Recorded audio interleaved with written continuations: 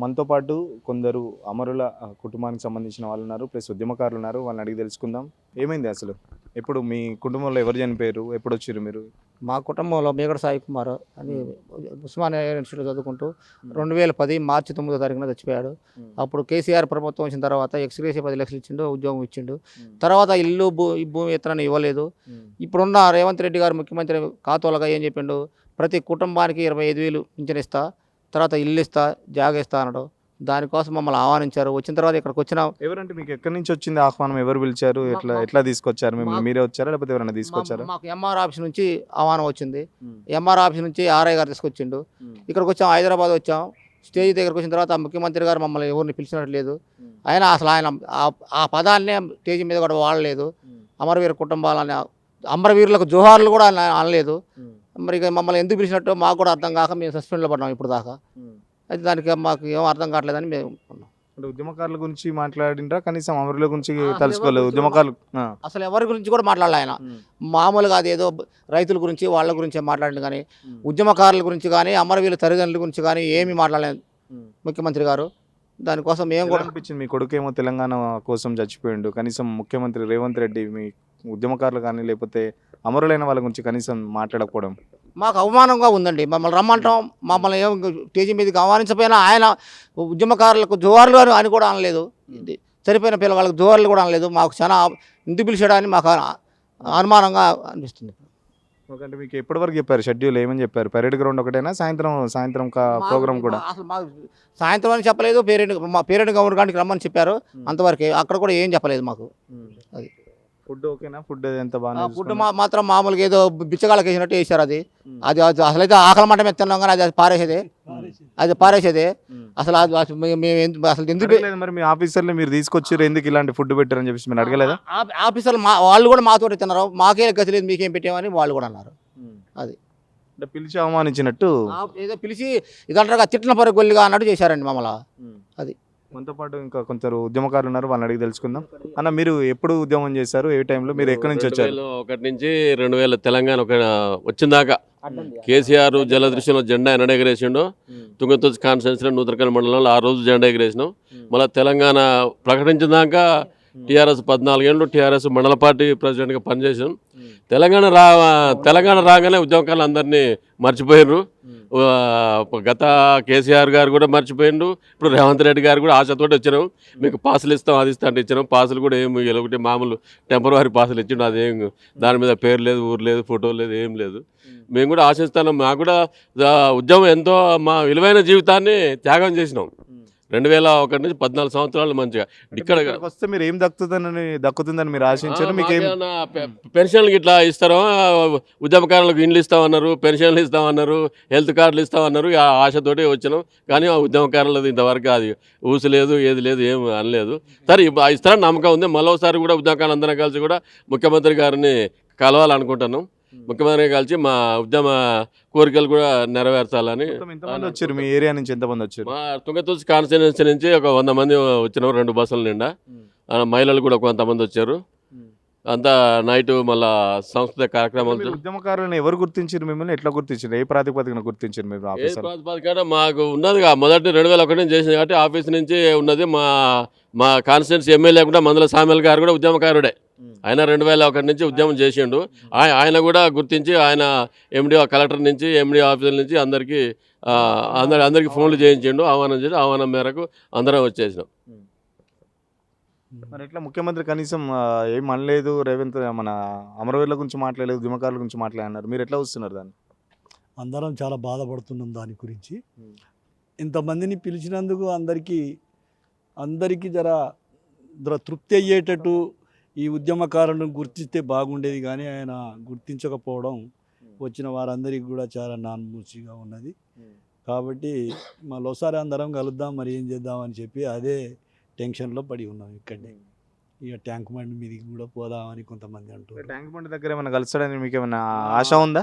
ఉంది. అక్కడ ఎమ్మెల్యే వస్తాడు, మా స్థానిక శాసనసభ్యులు మందుల స్వామిలు గారు కూడా వస్తారు. వారికి కలిసి ఇక మా మండలం నుంచి, మా నియోజకవర్గం నుంచి ఏదైనా ఒక వినతి పత్రం లాగా రాసి గ్రౌండ్లో మీకు ఎంతమంది కనబడరు? ఉద్యమకారులు కానీ అమరుల కుటుంబాలకు సంబంధించి మీరు అందరూ చూసే ఉంటారు. ఎంతమంది వచ్చారు మీరు అక్కడికి?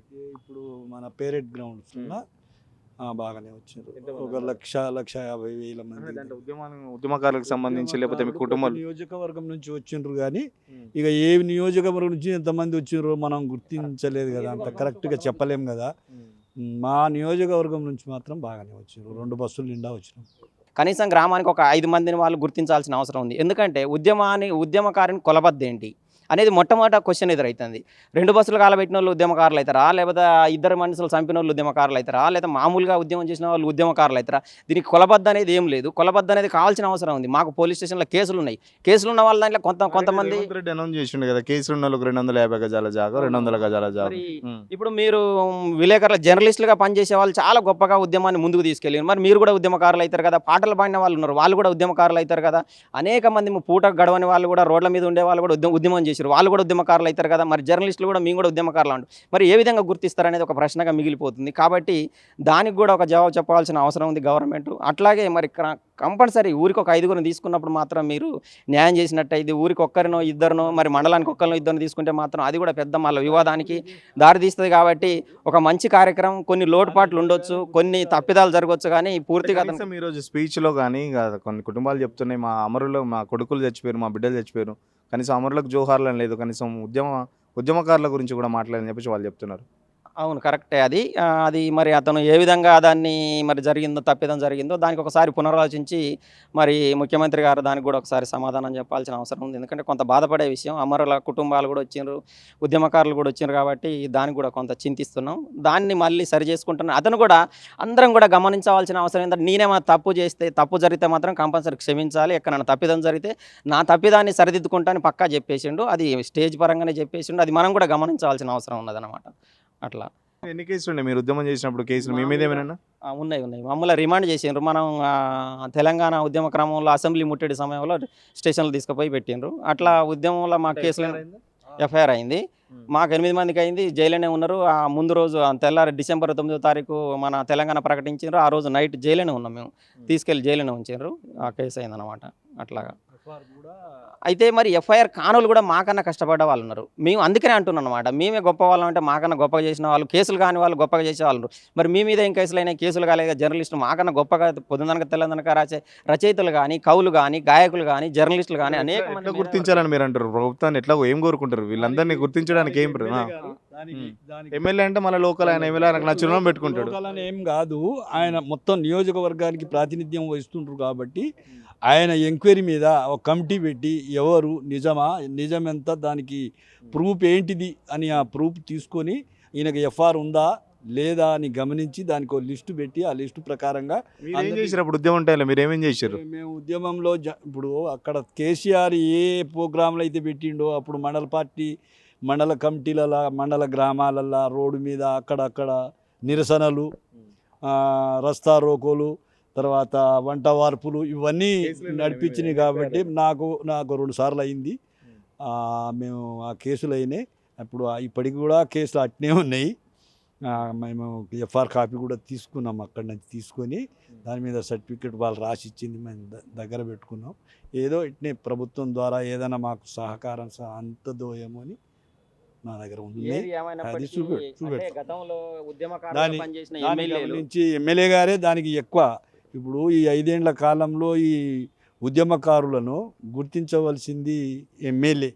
ఎక్కువ ఎవరో నేను చేసినా అంటే ఉద్యమం చేయని వాళ్ళకు ఉద్యమం చేసిన విలువ తెలుస్తుంది, వాళ్ళకి ఏం తెలియదు కదా. వాళ్ళు ఎట్లా మిమ్మల్ని ఎట్లా గుర్తుపట్టాలి మరి?